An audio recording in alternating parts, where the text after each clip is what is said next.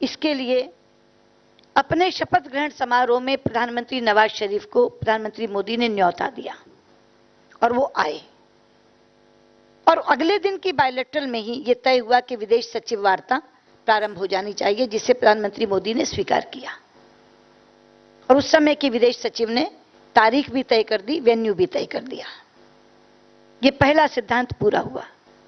दूसरा था कि भागीदार केवल 2 होंगे।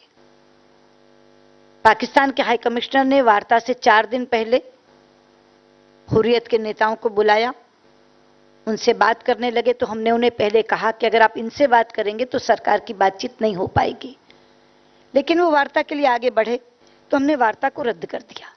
यानी दूसरा सिद्धांत कि वार्ता के भागीदार केवल 2 ही देश होंगे, उसको हमने पूरा किया।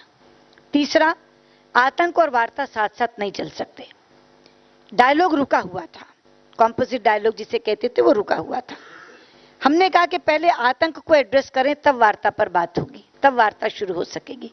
तो आपने देखा कि उफा की सहमति के अनुसार पहले बैंकॉक में दोनों देशों के नेशनल सिक्योरिटी एडवाइजर्स मिले, आतंकवाद के मुद्दे पर बहुत बड़ी बातचीत हुई।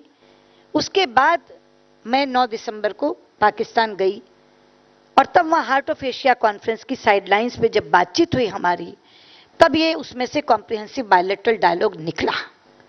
तो तीनों सिद्धांत हमारे कि सब मुद्दे वार्ता से हल करना चाहते हैं, वार्ता के भागीदार केवल 2 देश होंगे, आतंक और वार्ता साथ साथ नहीं चल सकते, इन तीनों कसौटियों पर हमारी बात खरी उतरती है। अब सवाल यह कि विदेश सचिव की वार्ता की बात आपने की। विदेश सचिवों की वार्ता रद्द नहीं हुई है, ना हमारी ओर से रद्द की गई है, ना उनकी ओर से रद्द की गई है। अभी आपने देखा हार्ट ऑफ एशिया कॉन्फ्रेंस में जब उनके विदेश सचिव एजाज साहब आए तो उन्होंने हमारे विदेश सचिव से अलग वार्ता भी की, बात भी की। लेकिन इतना तो आप मानेंगे कि पठानकोट जैसे हादसे के बाद सरकार की और देशवासियों की यह अपेक्षा कि उनकी तरफ से कुछ ठोस कार्रवाई होनी चाहिए, ये अपेक्षा तो अव्यावहारिक नहीं है, अस्वाभाविक नहीं है। इसलिए उनकी तरफ से कोई भी अच्छी ठोस कार्रवाई हो जाए, इसका हम इंतजार कर रहे हैं। अब आपने कहा कि उन्होंने तो कर दिया, हमने क्या किया? अब जेआईटी यहां से लीड्स लेकर गई है। जब एजाज साहब की और जयशंकर जी की बात हुई तो इन्होंने कहा कि एक रिव्यू मीटिंग अब हम कर लें। उसके बाद हमारे एम्बेसडर 2 बार उन्हें जाकर मिले तो उन्होंने कहा कि जो लीड्स हम लेकर आए हैं अभी हम उसको देख रहे हैं, एनालाइज कर रहे हैं, हमें थोड़ा समय और चाहिए। तो एनआईए को भी उन्होंने इनकार नहीं किया है, उन्होंने सिर्फ ये मैसेज भेजा है कि हमें थोड़ा और समय चाहिए। मुझे लगता है कि सारी बातें कहने के बाद शायद आपके सभी प्रश्नों का समाधानजनक, संतोषजनक उत्तर आपको मिल गया होगा। That takes care of Pakistan. I move on to the next set. Padma Rao. Thank you. Ma'am, Padma Rao Sundarji, independent journalist. Ma'am, since you mentioned SAARC, I just want to go back to when Mr. Modi came to office. There was a very clear thrust lent to relations with South Asia and the region, that they will come first. He set a tone by going to Bhutan first. There's been a lot of progress in foreign relations over the last 2 years. But ma'am, it seems to me that most of the achievements are the efforts have been made after what is undoubtedly has priority, like energy, investment, as you mentioned, and now the NSG membership. But what happened, I have a feeling that over these years, the South Asia thrust that he came to power with has somewhat taken a back seat. There is also growing mistrust of India, notably in Sri Lanka and Nepal. And yes, a lot has been achieved. Land agreement with Bangladesh. Yesterday, Mr. Modi was on video for the Jaffna Stadium. But I feel that the achievements have not been proportionate to the energy with which South Asia relations were announced. And since you mentioned SAARC, ma'am, wouldn't you say that in this new, more sort of dynamic Indian Ocean region, and given the problems with Pakistan, that SAARC is somewhat of a defunct organization? Thank you. Any other questions pertaining to our neighborhood first policy? Yeah. Bangladesh, recently there has been numerous attacks on Hindu soft targets and secular and progressive people. I would like to know your take on these attacks. Do you think, is it a failure of the incumbent government, and will it enhance the Hindu influx into India? What's your take on that? Any other questions? Yeah. बस नहीं, एक उधर से आ रहे हैं.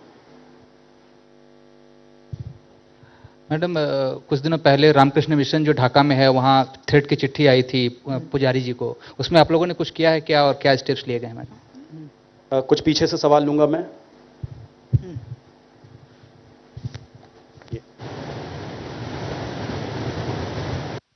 Ma'am, here. Soumya Bandyopadhyay. Ma'am, there is a feeling in one of the sections of the Bangladesh people that India's policy of granting visas to the Hindus of neighboring countries is giving a lot of impetus and a lot of encouragement of driving out the Hindus from there. And these recent killings, as well as this Ramakrishna Mission's threat and other, intimidations, are the fallout of this particular policies of this government. Do you agree with this? And if whether you have taken any special interest to the protections of the Hindus and the minorities of Bangladesh? Kalol पीछे. I just want to know what is the status of the agreement on Teesta water sharing issue, and what will be your policy if the... Here's a question on Teesta. Jyoti Malhotra. Mike.